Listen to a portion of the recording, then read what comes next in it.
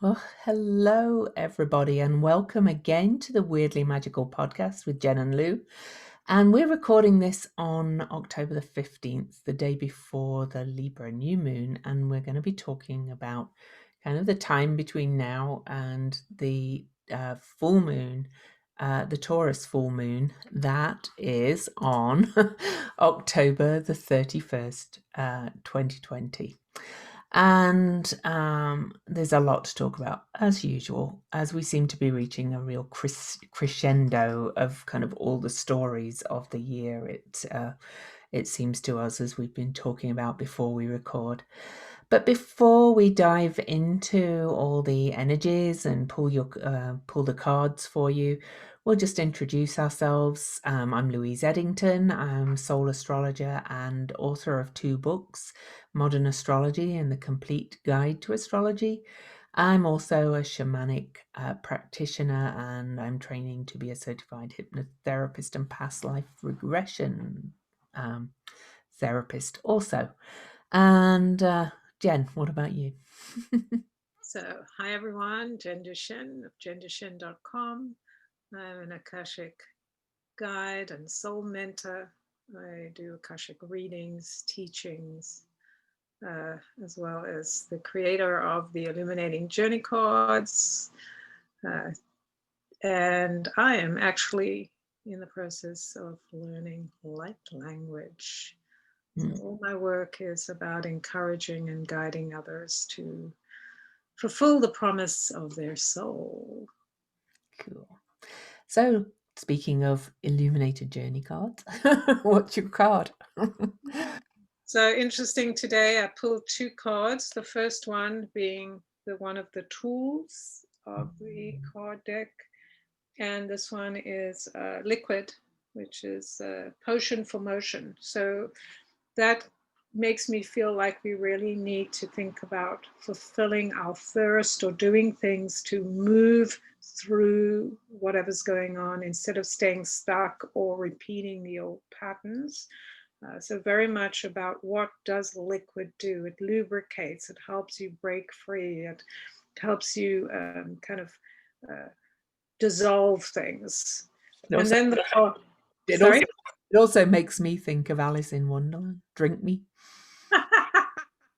Right, and that's a great thought. Drink me in the sense of, we can shrink the things that seem overwhelming and Mhm. kind of build our courage and all of the things we need to do to kind of see things differently. That is the magic of Alice in Wonderland, is that we Mhm. get to see the world completely differently. And Yeah. considering the fact that this is a full moon on the 31st of October, All Hallows Eve or Halloween, when the Mhm. veils are the thinnest of the year, that it certainly speaks to that, right? The It potion certainly to does. Yeah. recreate ourselves. And interestingly enough, the other card, the Soul Portal, is the same one that I pulled for the new moon, and that's the 12.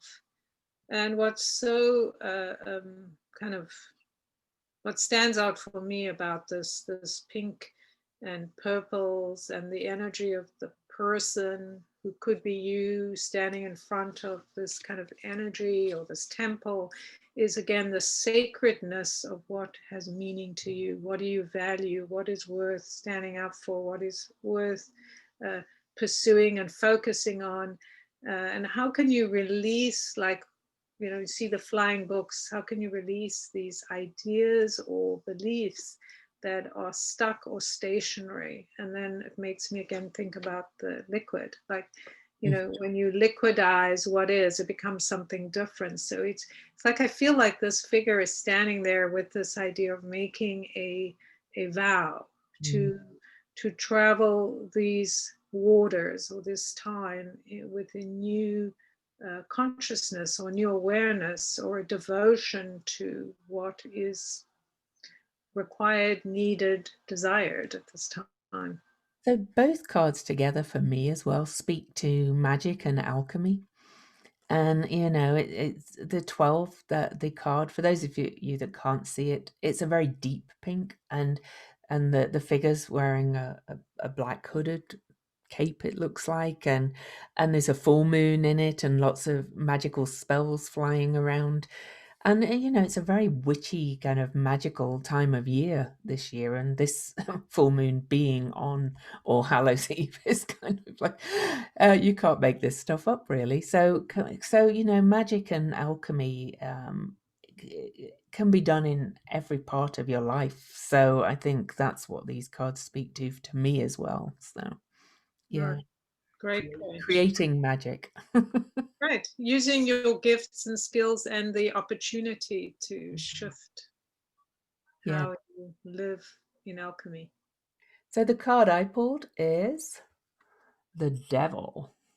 Oh, It's actually one of my favorite cards in this deck, which is the Toth or Thoth Tarot, because it's the Capricorn card, and so it's the goat, but he's a jaunty goat. He's he's got this wreath around his head that's kind of off balance because it's kind of down one um, over one of his horns, and the meaning of this card in the book that I use with this tarot is about it's about having a lightness of touch at what bedevils you and really kind of finding the humor in all the situations. It's not saying the devil's coming to get you. This is a humorous card, and this is saying really kind of step into this humorous space. And there's a great quote for an affirmation for this one,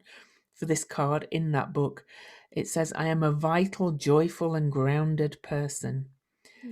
And I just think that's a really good affirmation for this card because, I'm not going to lie, this year, as we all know, it's been basically a shit show and a challenge, like for most people in some ways, but it's also had amazing opportunities. And really, I find myself, and I've had my own challenges on and off, the best way is to kind of find the humor in it and kind of just go, well, you know, we're still around, we're still here, and we've got so taking it all too seriously. So that's what that card means for me. Yeah. Right. And for me as well, your card also has the alchemy because the truth is this idea of being entrapped by the devil is an illusion. It's something we agree to. Like we agree to go, oh, these terrible things are going to happen.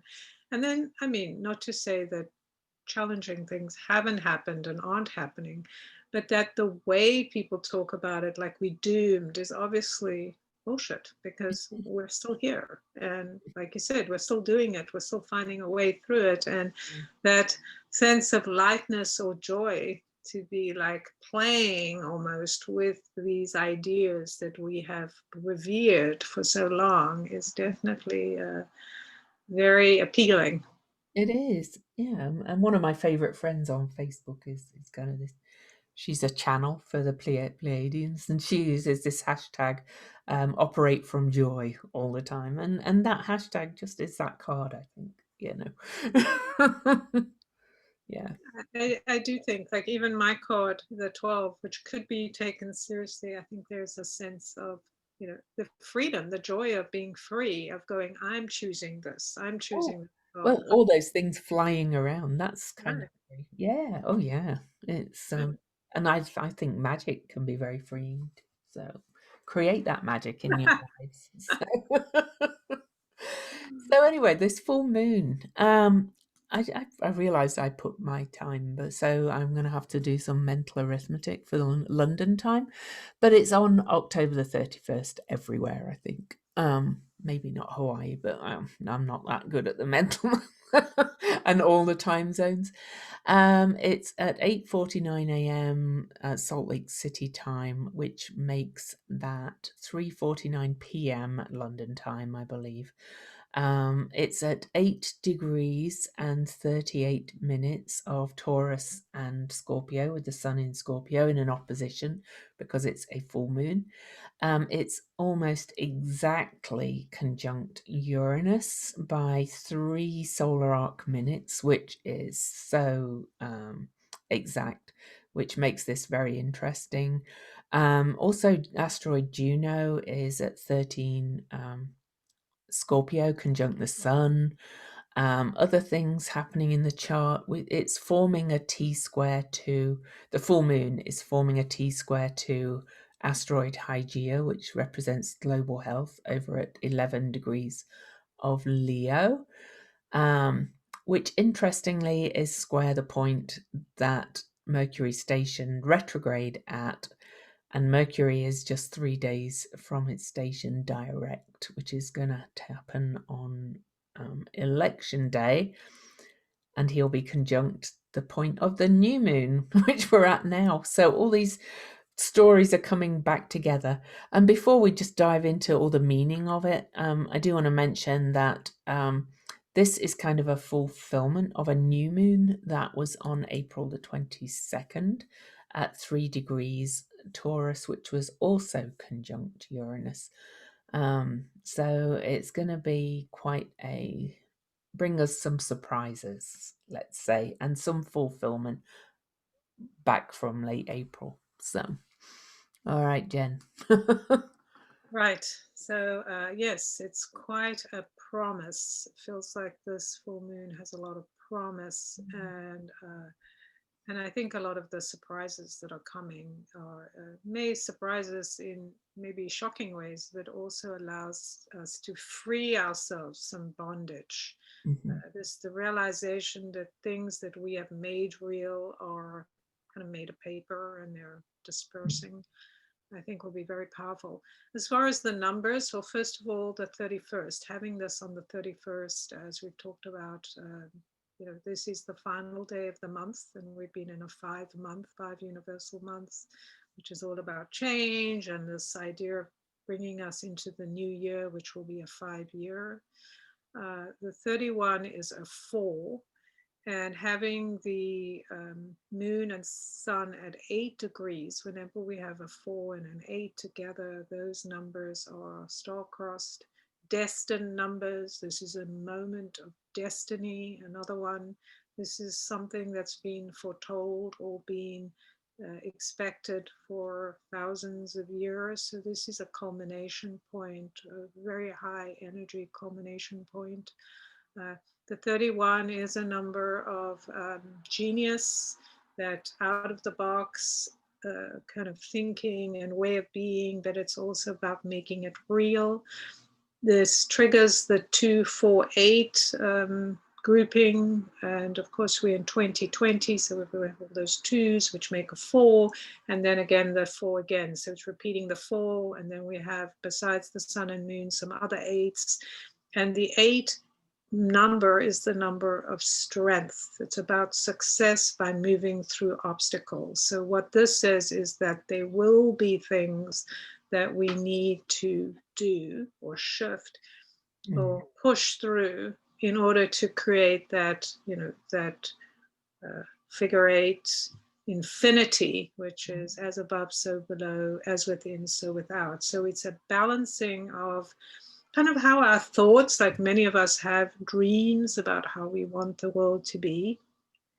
And here's our opportunity to actually ground these ideas in the earth by doing things differently. So it feels like there's this shakeup that's going to force us to take root in a new way and to activate what we value. And I think that ties into our cards that we just pulled out, this idea of being, now that everything around me is just breaking apart and maybe is meaningless, now I need to take a different route or a different journey in order to activate these ideas that I have held in my head and get them into the hands and into the physical realm.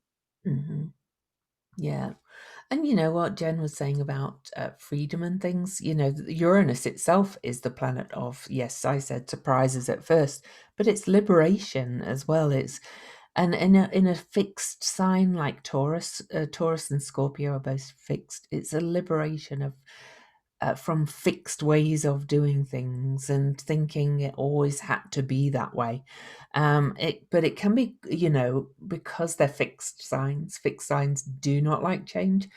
So it can be a little bit jarring, especially if you have planets or angles in your own astrology that are close to these degrees. That would be me. My Scorpio stellium at the top of my chart is around 8 degrees of Scorpio, so opposing this. So, I expect some surprises, but I always think that with Uranus, it's expect the unexpected, and they can be good surprises too. It can be, even if it feels a little bit jarring at first, it brings me back to the card. It's kind of looking at it and taking a lighter touch and saying, what good's coming out of this? And it can just be pure good surprises too. But I liken it back to, for an example, the day where before we left the UK as a family, the day my husband came from home from work, and we'd got 2 little children, and he'd been laid off from his job, and at first you're just like, oh my god. Well, only good came from it. We ended up, emigrating and stuff, and we've never looked back, and opportunities came our way from it. So no matter what happens on this full moon, the liberation is a huge potential. So, I talk a lot, and been giving a pep talk about Mercury retrograde this week. I did a YouTube video about it, about our self-talk. I'm not talking about spiritual override. I'm talking about, when you look at these things and you hear the word surprises, if you kind of hold yourself in fear, then and say, oh, what's going to happen? What's going to happen? Then you probably won't enjoy the ride as much as those that get on the magic carpet ride and go, wee, what's coming? And let's think about this differently. So, anyway, that's my little pep talk about Uranus, because he's a kind of a benevolent rebel really. Uranus, the planet. Even though, of course, sometimes it comes with some destruction along the way. He's the sky god. He really has our best interests at heart, shall we say? So, Well, and I think that the truth is about life and having an adventure is, this idea of lightening up or bringing the light into the shadow is not fearing things that are disastrous. Like, yes, there is pain involved, so feel the emotion, feel the yeah. pain, feel the grief, admit it instead of pretending everything's fine. I don't feel a thing, or I better not share my grief because people will be offended. Uh, but again, remembering this is the breakup of huge systems that have been in place for hundreds or thousands of years. This is massive. This movement is massive. And to think to yourself, like, oh, I can just continue and ignore it, or Mm-hmm. continue to be aggrieved about what's happening to me is not a really smart strategy. The one thing about Uranus and the number 31 is about the genius within you. Mm-hmm. This idea that if everything I've held as a truth is now proved to be a lie or a paper bag or whatever, I am freed from that idea. Yeah. It's like when I was talking about the past, when I was going through my dark night of the soul, and then and that's actually how Louise and I met. Um, I started just following the signs instead of doing what I thought I was supposed to do. And one of the things that happened was I realized that a lot of my thinking had been based on, how I'm supposed to behave or what I'm supposed to believe, and releasing from those ideas, like incorporating my genius or the idea that, oh, there's a different way I can do this. I can use the freedom of my mind to activate something differently in the world.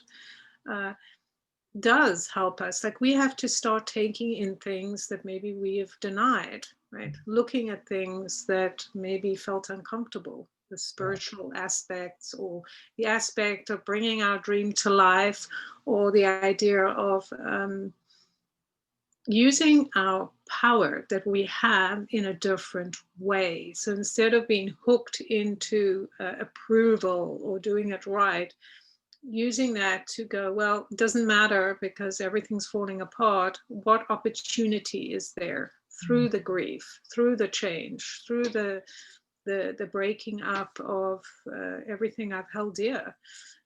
So that's something to think about. This is a massive, massive upheaval. This is an earthquake happening, whether it's in real times or just in your life or in government and in the way that things have operated. Uh, we've all kind of lived this surface lifestyle, or many of us have, and now it's time to really go, well, what do I want? And if I do want that, am I willing to devote my time, my energy, my focus to it? So it's I think this is like the culmination of what we've been talking about since we started this podcast, really, and I think since so. all of this Or, began, right? or a crescendo at least. Just Right, a crescendo. yeah. Well, it's a culmination, kind of that final straw, if you Yeah. want, in that sense. Like, Yeah. if the other things haven't landed, or maybe like going through COVID and all these things have been landing, it's like, okay, I think I finally got it. That there is no cavalcade, or what do they say, coming to save me. Cavalry. Yeah. Cavalry, right? And it is a full moon in Taurus. It's a Taurus full moon, which is the material world. It's our money. It's how we earn our money. It's our values and our self-value as well. And so all this is probably going to have a good shake-up, but it's going to hark back to all the things that have been happening, even though some of it might be surprising. It's so interesting that it's just 3 days before the election. Jen and I were in the US. Jen and I were kind of laughing as we prepared for this, that, this kind of energy could mean that, the election might look very different in terms of the candidates by the time we get there, because it's such a it's that kind of shake up. It's huge. And the ruler of the moon, the Taurus moon, is Venus, and she's over there in the other sign she rules, Libra, which represents balance, but also represents the scales of justice. And we have all that up here in the USA as well, with the Supreme Court justice thing going on. But she's in exact opposition, pretty much, to Chiron, the shaman, the healer. So there is huge potential in this for major healing. And I also mentioned that the full moon is square Hygeia, which is global health. Now, I think that kind of potentially means two things. I think we are going to have this T square with two Hygeia in Leo is active now, really, as we record this, and just to up to and just past the full moon. But I think there's going to be an increase, as we're seeing in the global health pandemic thing. But I think this T square with the Uranus there and the conjunction is asking us to really kind of shift how we deal with it. I'm not saying, don't wear masks and things. I'm a big fan of that guideline, but I'm more in terms of thinking that somebody out there is going to fix it for us. This is about changing our ideas. And with Taurus, we were talking about how community gardens or community collaborations, Venus in Libra, very much about collaboration, coming together to all share resources, which is also very Taurus, and think how we can do this differently, potentially even, barter coming back more, because Uranus in Taurus, we've seen already that there's a shortage of cash everywhere because people stopped using cash because of COVID. And a lot of people are going, oh, we can't get rid of cash. Well, there's always been some form of cash. How about we think about that differently? Instead of thinking we have to have the Fed's cash or whatever your country is, London, the biggest banks of cash. How about we think outside the box, which we've been talking about. So, Innovation. yeah, Something that struck me when you were talking is the practicality. I mean, the 248 grouping of numbers is very much about making things real. And the number 4 is about the practical, as is Taurus, right? It's very much about what's practical to do, what is possible, what is my part, how can I, it's like we've all been running around being crazed. Oh, this is insane, what's happening, I don't know, my life's falling apart, all these things are happening. And not to belittle any of that, but to the point is what happens with grief and fear and all of these things. If we compost that and we go like, okay, this is how I feel, this is what's happening, I can't control that, but I can do practical things, I can take action doing, the collaboration, the victory gardens, the idea of what would bring us food, what would help us to counter the, say, threat of COVID or the unknown of COVID. How do we get prepared and feel resilient about what's coming, as opposed to burying our heads in the sand and waiting to be saved by someone? I think with this earth thing, that this is so earth-based, the earth shattering, earth shaking, earth awakening energy, earthquakes in whatever form they come, whether physical or not, is about releasing kind of oppressed energy.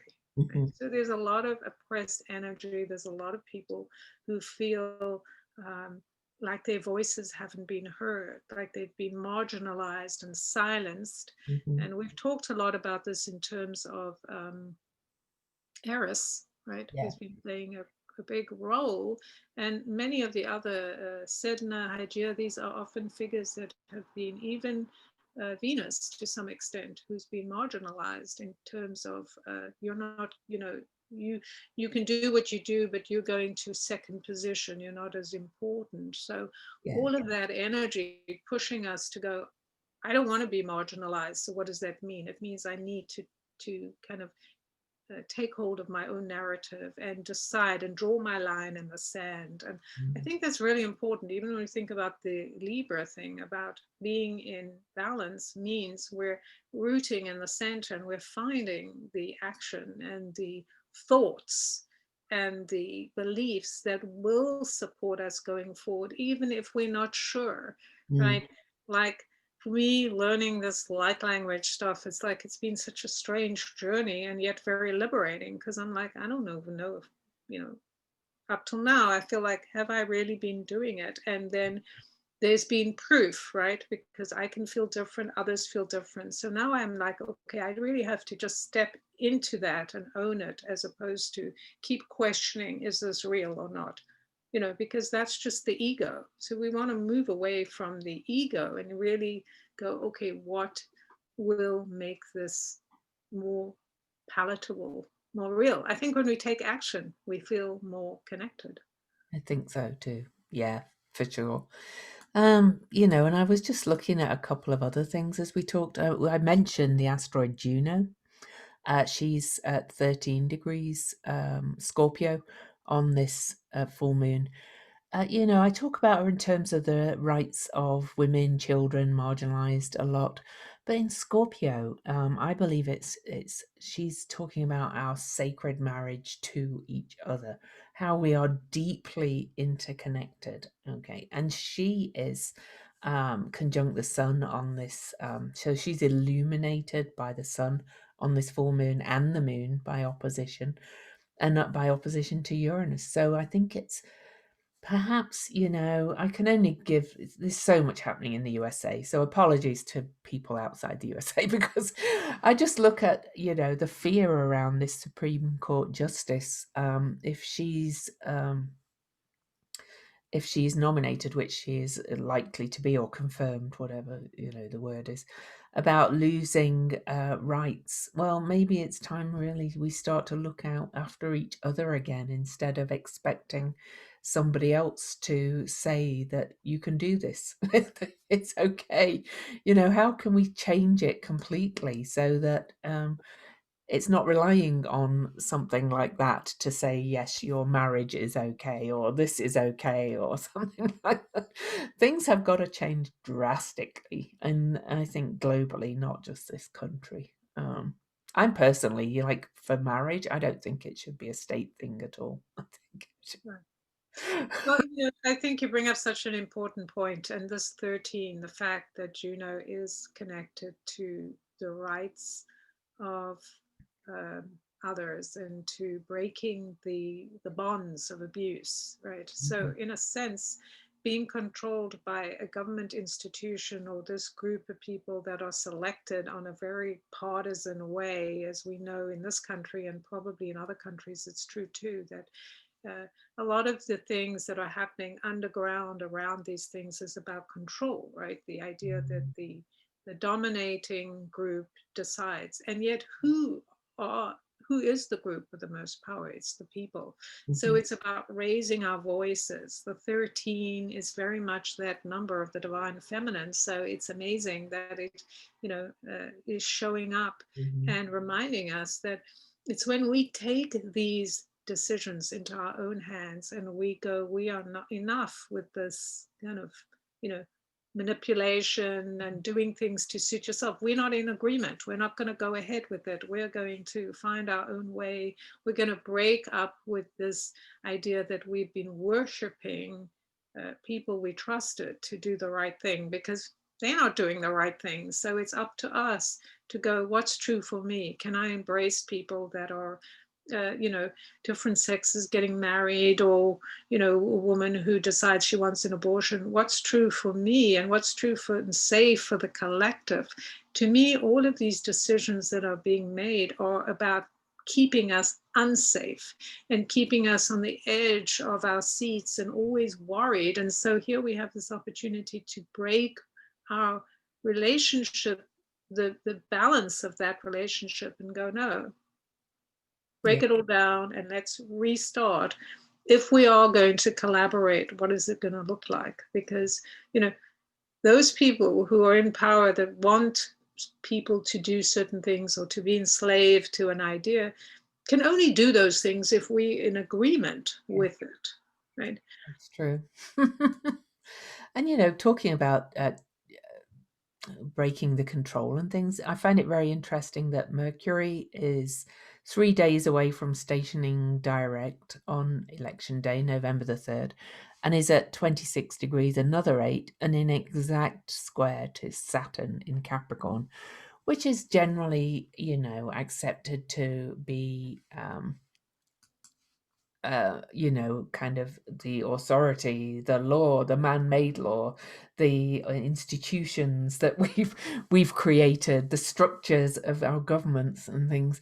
And Mercury is going to be turning things around. And I don't think it's just going to be in terms of who's in charge. I think it's going to be a bigger change than that, personally.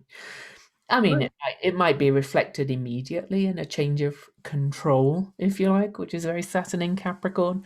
But I think there's a lot more to come with that, and that's, of course, as I said, another 8. Like on then Jen's been talking about the 8 already. which is fascinating, right? Here you have that 26, which is very much about the identity of your own source of empowerment, shall we say, Mm. and being that 8, which is about success, and Saturn being the Lord of karma, right? Mhm. Almost feels like this is that moment of karmic redistribution, right? Yeah. It's like that awareness, like, oh, something's dropped into my mind. I have an awareness or a knowing, like I can't put the stuff that's in the paper bag back. Like that's how it kind of feels, like people being caught out and unable to kind of trick us. So Mhm. it's all going to be out in the open, and it's this momentous energy that's just going down the hill, like you just can't stop it. So how fascinating. And then we have the 4-8. So it's not just about um, the things we have to do, but it's also about the success of what we have done, because 8 is about leadership. It's like our personal leadership. How are we dealing with what is, and how is the world dealing with leadership, which is what we're experiencing right now is complete breakdown of leadership. Yeah. And isn't that fascinating, right? Having these 4 prominent eights that are reminding us, like, oh, you thought you were in charge, or we talked about last year a lot and the year before integrity, right? Mhm. When you're out of integrity, Mhm. then it's going to break up, because if you build a house on foundations that are not well built, the house will crumble. And that's really what's been happening for a long time, is a lot of things have been done out of integrity. And what's so interesting right now is there people who are out of integrity are not even hiding it. They're like, No, they're not. yeah, we're doing it. So what? Stop us. So what? We take dog money. So what? We But this has the power. The moon in mundane astrology is the people, and here we have the people next to Uranus, the kind of benevolent rebel, the think outside the box, and then Mercury stationing direct, he's kind of the trickster, the bridge between worlds, thinks things differently. He's in Libra, which is generally the sign associated most with the political world. Saturn in Capricorn, as I said, being our institutions, but also being that card I pulled. It could be like suddenly people go, we don't like any of this. We're just gonna finally have a general strike, finally all stop paying taxes or something big like that that just says, no, we don't like any of you. kind of thing. And I'm not saying it'll happen overnight. Well, although it's Uranus, but this is kind of the storming the Bastille kind of energy, saying we don't like you, we don't like how you choose for us, we don't like what you're choosing for us, so we're not going to take it anymore. Exactly. So it does. And I mean, I don't know, but it feels as well like something with the stock market could happen. Just Oh, this whole monetary system somehow could be the crack. And mhm, like you were saying, Lou, it may not happen all at once, but there's definitely going to be something happening that's going to shake us or shake our mhm, confidence, or the final vestige of our confidence in a system that clearly is not interested in us. Like, yeah, we are all hooked into a system that we're expecting to take care of us. Like, I do this, you do that, and it's all, it's just kind of blowing up in mm, all of our faces. It's like, yeah, this isn't happening. You're not keeping your word. And so I'm like, why should I be attached or hooked into this idea that I've agreed and you're not following the rules? yeah, So it really is this idea that the rules are broken. And mhm, so what's next? yeah, create new rules, but Exactly. That yeah, through doing the practical, we don't yet know what those no, rules we will don't. be. No. But we do need to take action, like, okay, this is important to me. Who around me agrees? And let's Mhm. set this kind of stage, or have this roundtable around how are we going to go forward based on honesty and discernment or whatever, or do we want to stay stuck in being fooled and pretending, right? It's kind of weird the way we can see the two paths that are open to us, like right in front of us. It's like it's exposed, right? The path of corruption and kind of an illusion, and oh, I'll get all these things if I do all these things, and the complete opposite path of the truth. And it's a lot more kind of simplified and kind of like, yeah, maybe there's not a lot of things, but there's a lot of um, heart Yeah, in this energy of being like very focused on what is necessary now to get us through this very difficult time. yeah, definitely. And we did also, when we were preparing, talk about how Taurus often relates to the material earth, the plants, the trees, the food supply. And this there's the potential with this that the food supply it's been mentioned there's going to be difficulties with it because of COVID and stuff, but also so there may be the necessity to all help each other with food, because there may be more difficulty getting food or earning money to buy food. So we were talking about some local initiatives. Jen knows of one, I know of one, where people are just taking donations and getting like a food pantry together and giving it to people in need, or the community gardens that are collaborating together to grow food for the local community.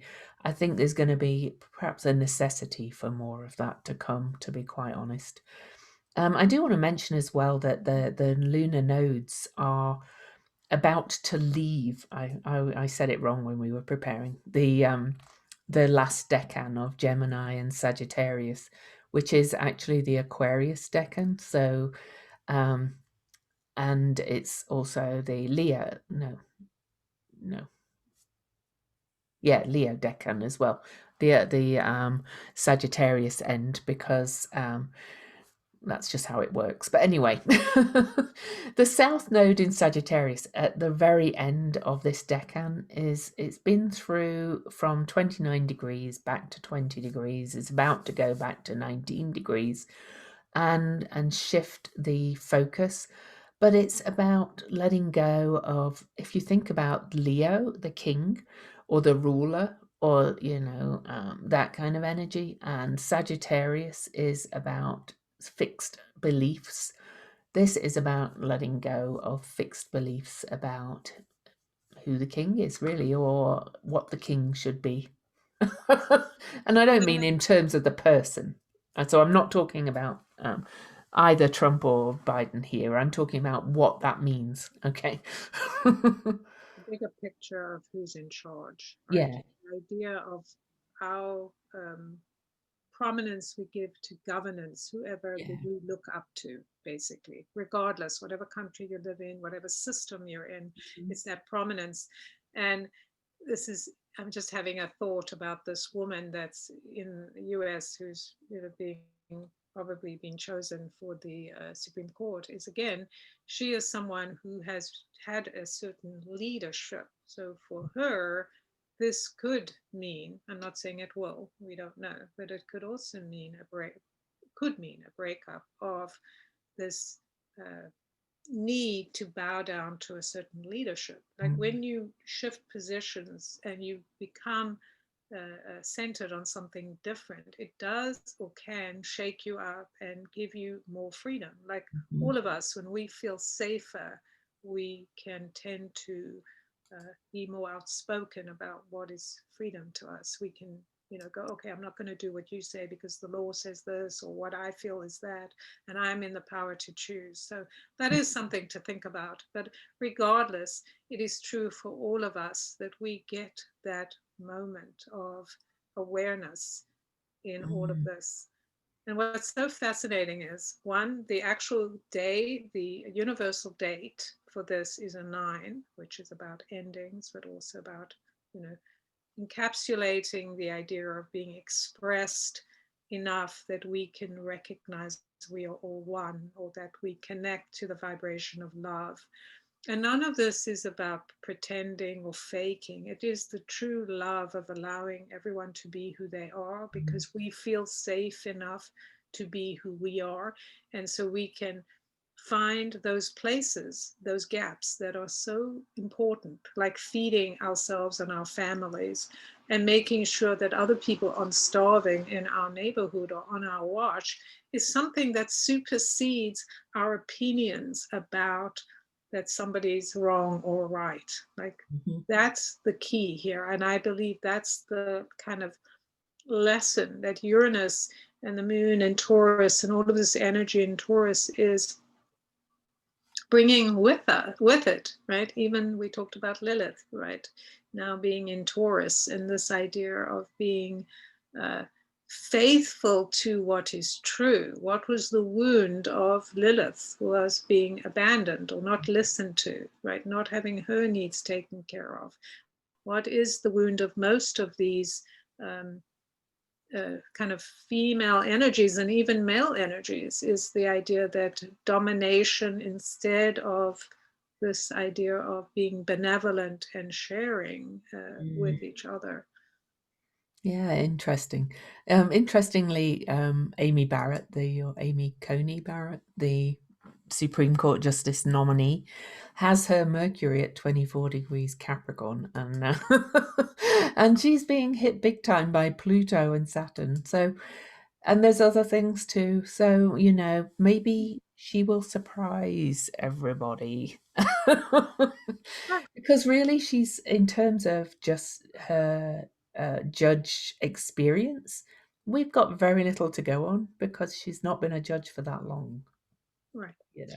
And the thing is, when you think about, she has been selected and has lived a life being dominated by a male, the patriarchy, the male society that has told her what to do, and yet she has a sense. When I see her, it seems like she has a sense of who she is that has been suppressed, and so this could be an opportunity to express in different ways, or maybe if she does do more of the things we expect her to do, I think we have to get away from expectation and just focus on what it is we want to bring into being.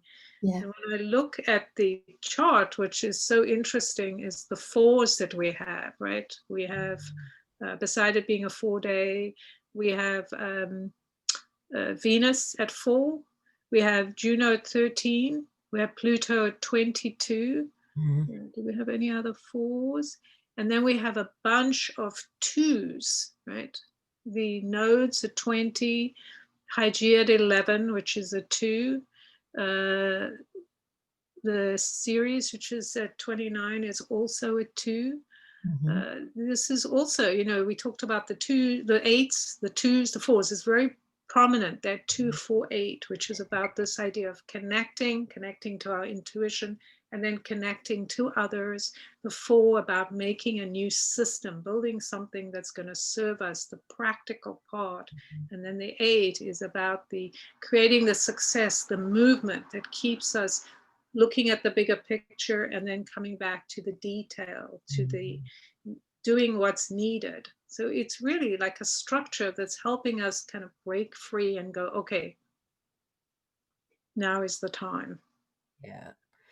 And time, and it is also, not only a time of balancing, like coming into balance, um, and creating this magic, it is a major time of change again, because I've already mentioned Mercury stationing 3 days after the full moon. Well, Mars is only a degree away from his station. He doesn't station till direct till November the 13th. So a day before the next new moon, but he's a degree away from it. So we're starting to feel that turn around. Okay, it's going to be such an interesting time. Also, before this full moon, Ceres will station direct. As we record on October the 15th, she's stationing direct on October the 18th, and she'll be back at the last degree of Aquarius, following that path that she's retrograded, which was the same exact degrees that Mercury was retrograde from February 25th to March the 10th, I think, or maybe a bit long. Maybe I'm not quite, but it was around then anyway. Exact same degrees. So again, we've got the story returning from back then. And Ceres represents many things. She's the great mother. She represents grief and forgiveness, and we've certainly seen tremendous loss and grief this year, but she also represents the natural cycles of nature, the harvest, and such like, and being in tune with them. So she's coming back into she's passing through her shadow, going direct. And, she's kind of going to say, I think, what have we done, kind of thing. It's that kind of energy. But then what can we do now as well? So there's going to be that, like Jen was saying earlier, feel the grief, feel the sadness, feel all that, feel the loss, but then think, what can I do next? So, yeah, it's that too.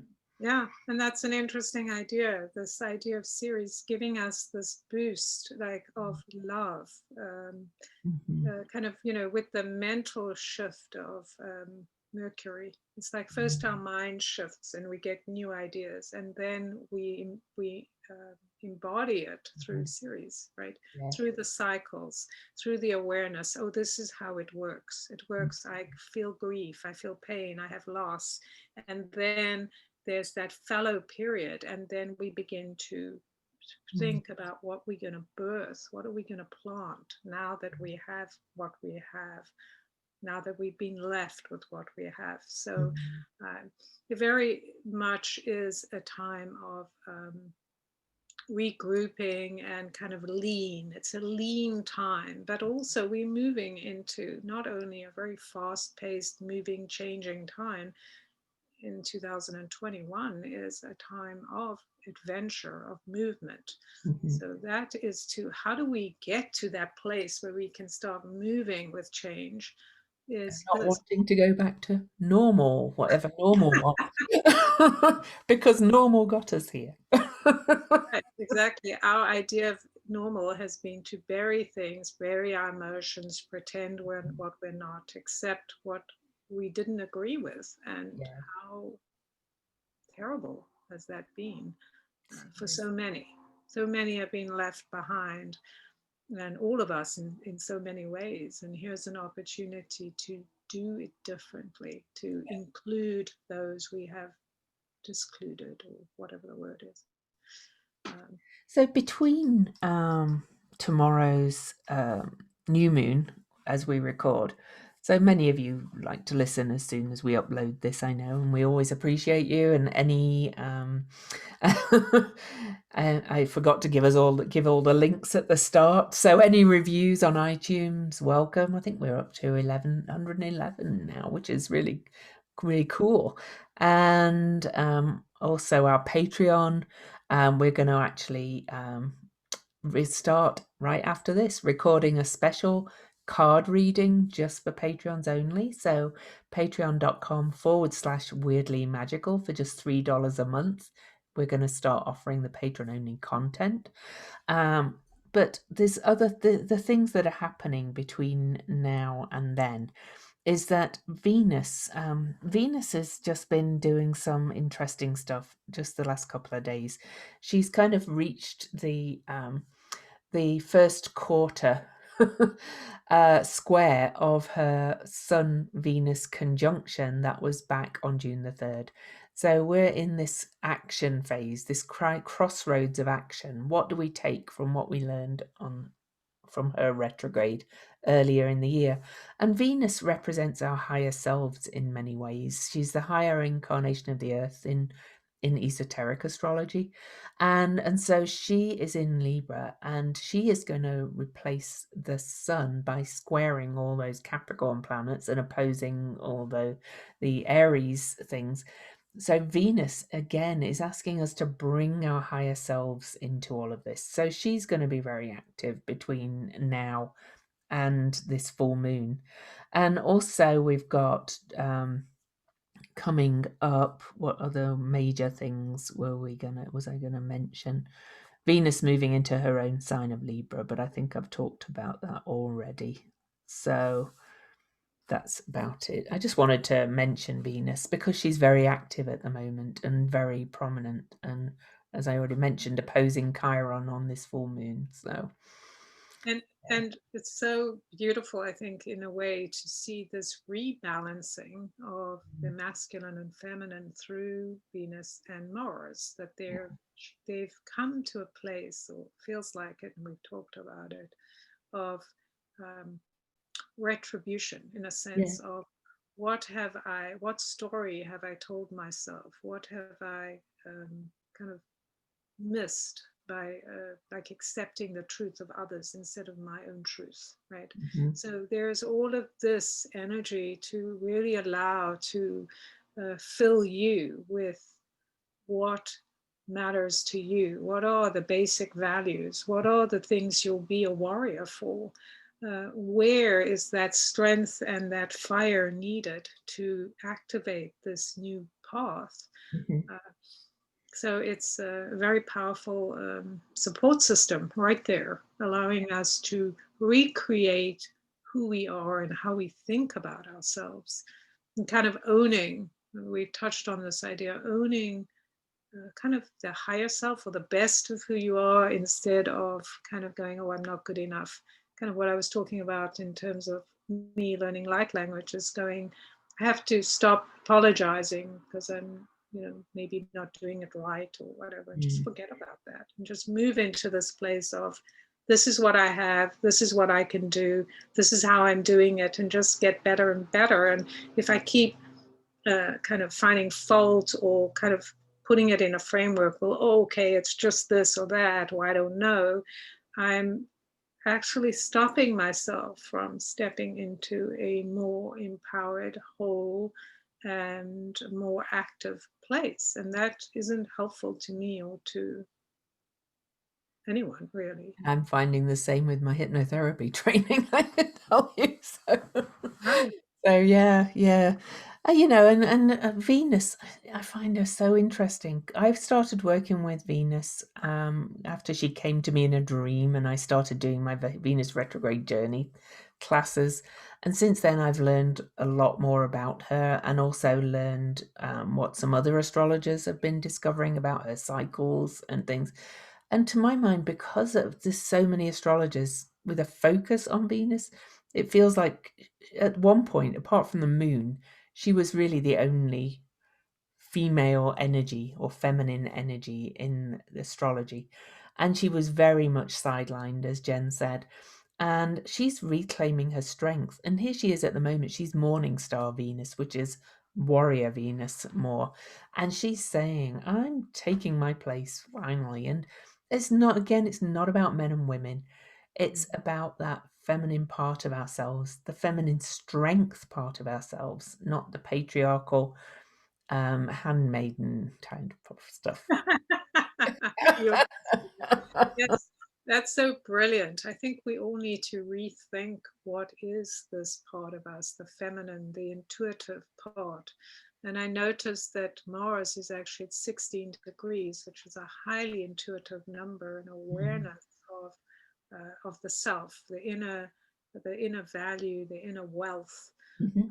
And so this to me is the part where Venus, or the intuitive side, the side that births herself and is full of love, uh, is is not this greedy, grasping kind of like, as we there's always talk about that women are these kind of, they're either prostituting themselves, or they're greedy, or they're too full of themselves, like all of these characterizations that we have lived with in our history of woman, that needs to be overturned and reclaimed, that each of us is a fullness of all of these aspects. I mean, the power it takes to birth things is so immense that we need to kind of Value that. enrich ourselves. Yes, value. It's like, wow, what can we birth with the power we have to birth? What can we collectively do? And where can we stand up and go, no, right? And I refuse to do this. And really think about that. What is it that we value? What will we give allegiance to? Who will we stand behind, or who will we stand with? And what will we express for our values, as opposed to letting somebody else speak for us and letting somebody else belittle us, or even ourselves, belittling ourselves. Yeah, absolutely. So, what do you think, Jen? Are we ready for the symbols? We are. I think I suddenly had a feeling we had a question and I forgot Oh, to I've mention that. just looked at the emails and I don't see Not one. on the emails. Oh, is And it on Facebook? I'll yeah. look if you want to read your symbol while I look. All right. Sounds good. Let me get my notes. All right. So we are reading for Taurus at 9 degrees, the Sabian symbol, a fully decorated Christmas tree. The keynote is the ability to create inner happiness in dark hours. So, in northern or mountainous countries where the Christmas tree symbol took form, we find a contrast between the tree outside, bare and normally covered with snow, and the tree inside the home, loaded with decorations and gifts for the family. If we follow up the meaning of the preceding symbol, we see that snow has come outside, but the prepared and closely united group has created abundance, beauty, and happiness within, overcoming the cold barrenness of the outside world, just as people have overcome previously natural obstacles to progress.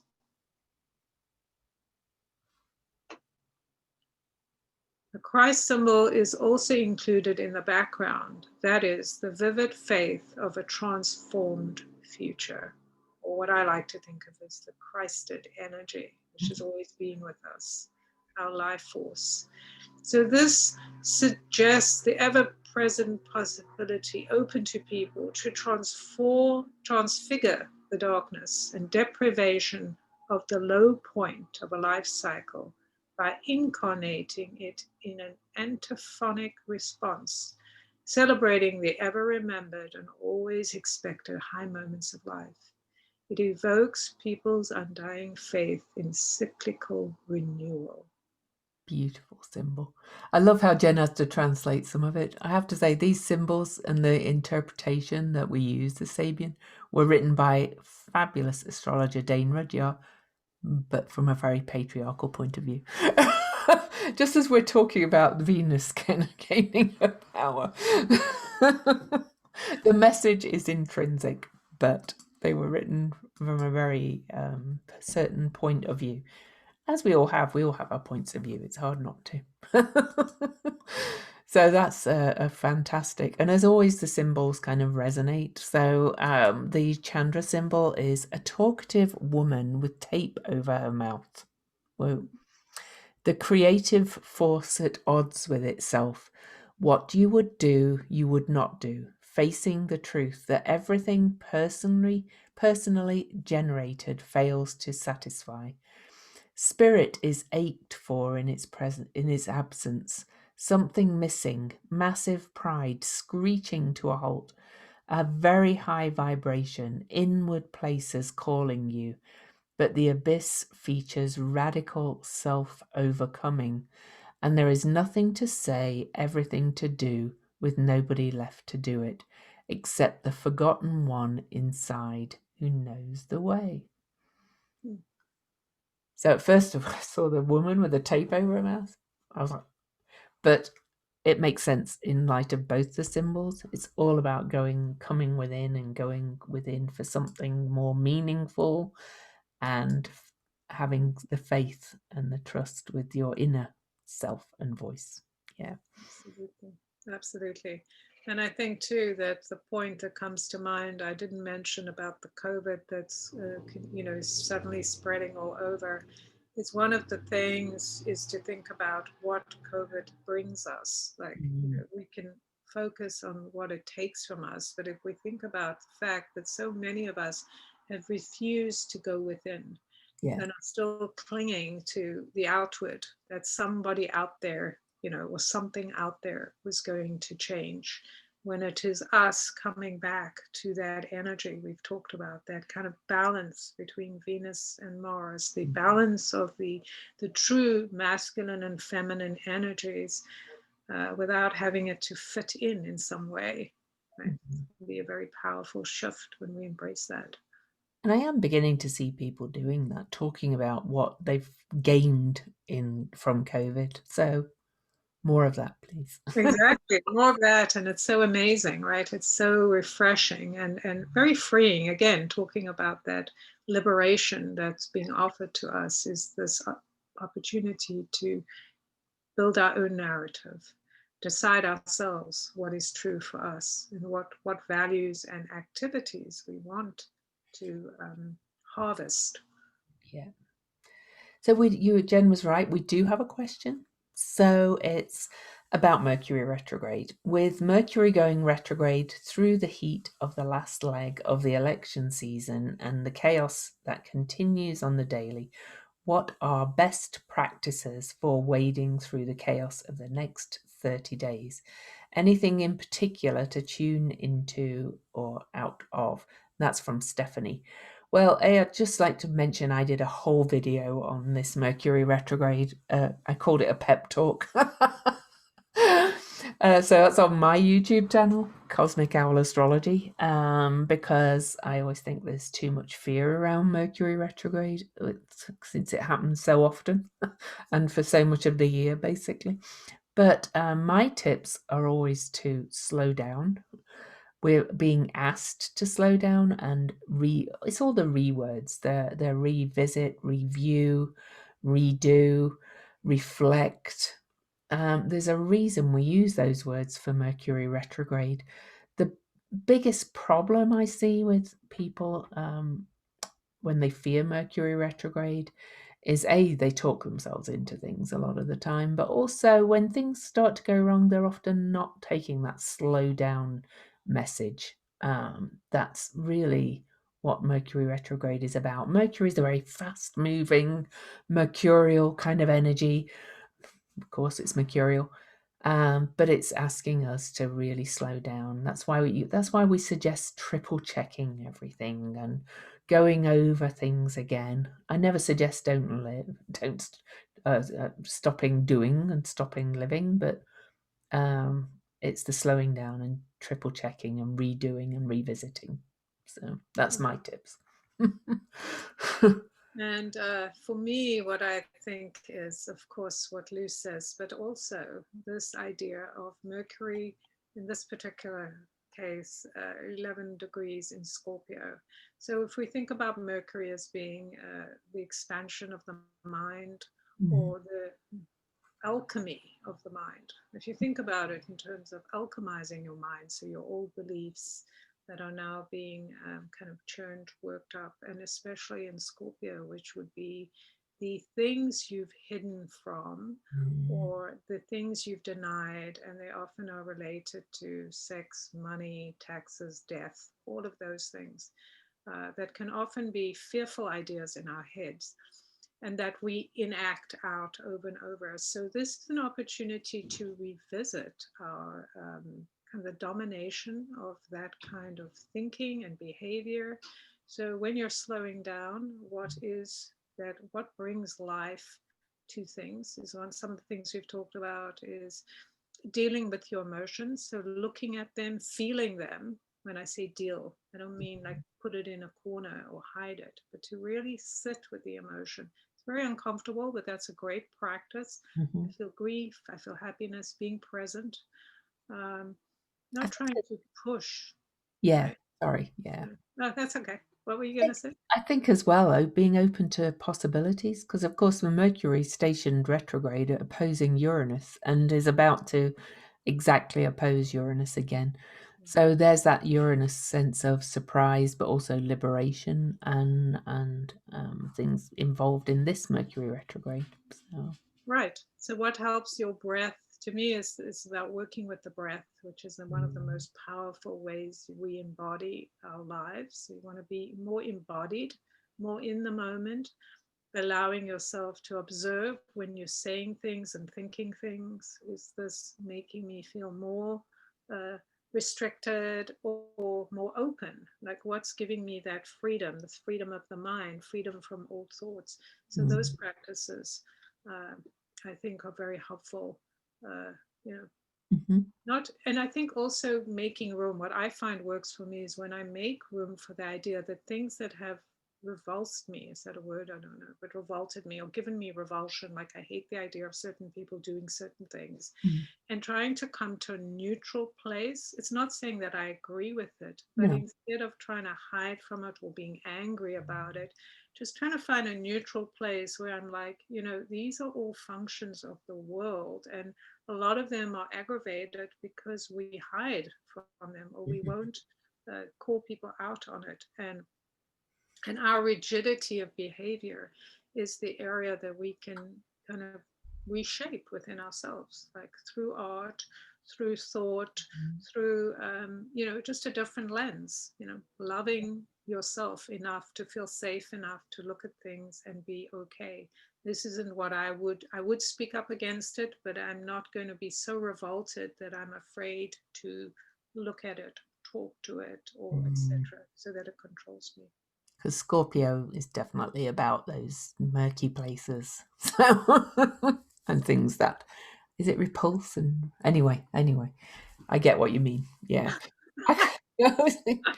Anyway, we should get on. We've got to do this recording for the patrons too. So, a reminder before we say where we can find us that we have that patreon.com/weirdly magical.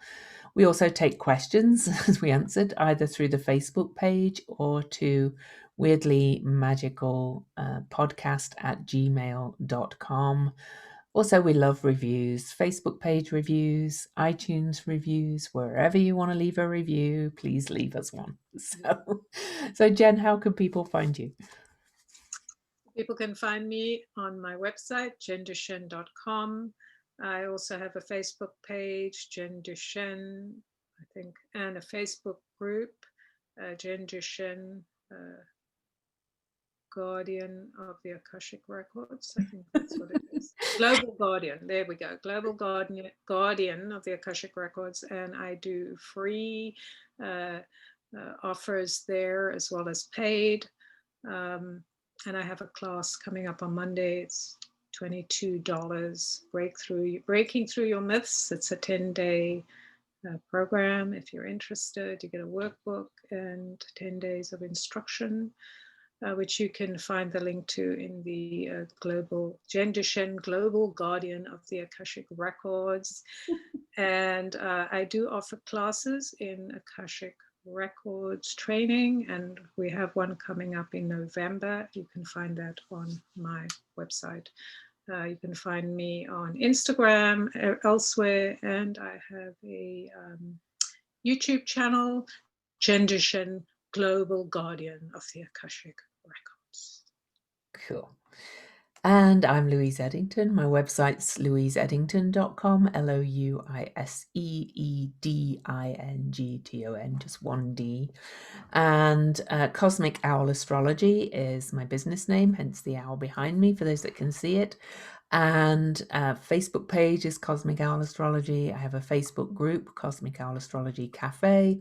Instagram, Cosmic Owl Astrology, and YouTube, Cosmic Owl Astrology. And I'm not offering any classes currently. I will be teaching astrology. I aim to start in December if things don't keep getting in the way. But if not, it'll be in the new year. So you can sign up for emails to be notified by that if you go to my website, or just keep following me and I'll be sharing it everywhere. But what I would most love at the moment, clearly I offer astrology readings, consultations, but likes, follows, subscribers, reviews on my Facebook page, all those things help every little bit of kind of visibility, whatever, algorithms, all that kind of rubbish that we have to deal with when all we want to do is do what we do. But anyway, so for now, it's goodbye from Lou. And goodbye from Jen.